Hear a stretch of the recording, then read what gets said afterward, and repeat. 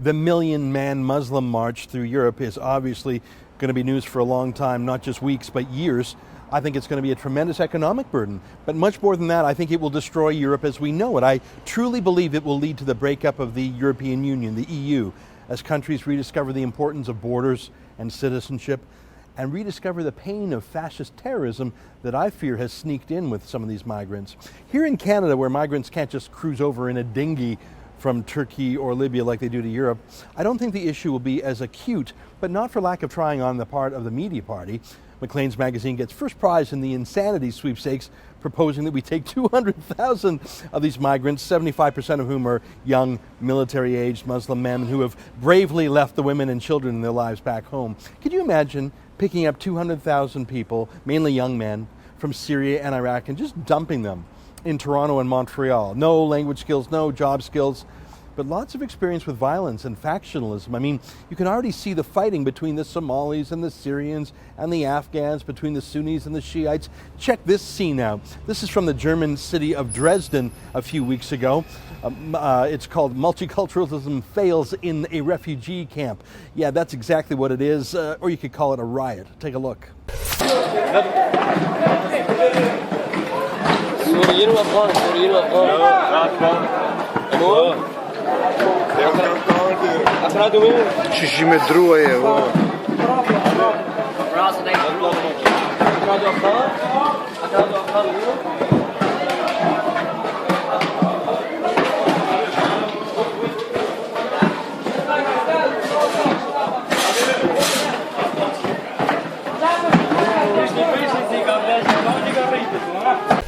Hey, that sounds great. Let's bring in 200,000 of that.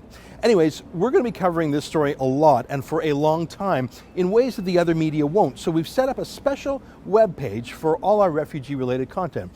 It's called www.thetruthaboutrefugees.com. It's a one-stop shop for news about refugees, news you just won't find elsewhere. But I want to do two things more. I want Canadians to speak out against the media party's extremism, the no borders radicals, who want to bring the problems of the Middle East here. Look, I'm for carefully helping real victims, real refugees, not economic opportunists. I want to help the lambs, not help the wolves. I want to screen out the wolves. I want to screen out the scammers and the schemers. So I don't want the Dresden scenario that you saw there. So the first thing I'd like to ask you to consider is signing our petition to the Prime Minister. Here's the wording of it.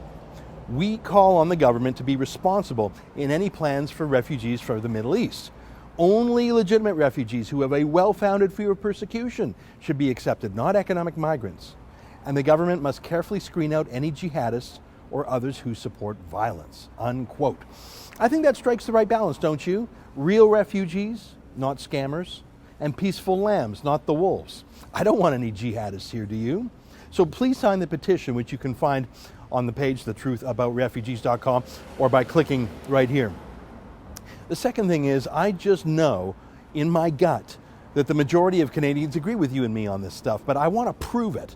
I want to commission a real, statistically valid, professional, scientific poll of Canadians to ask them about those two issues. Number one, do they want to screen out the economic migrants? And number two, do they want to do background checks to screen out the jihadis too?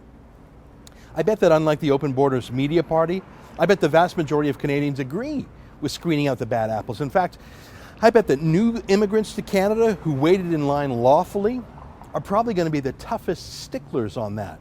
So if you can please help chip in to cover the cost of that poll, which I believe will cost us about $2,500, I'd be grateful. You can do that by clicking right here. So come back to this page often. We'll have news on it all the time. Sign our petition. And please help us commission that professional poll. If you help us, I promise I'll give you a sneak preview of the results of that poll before we release it publicly. Thanks for your help.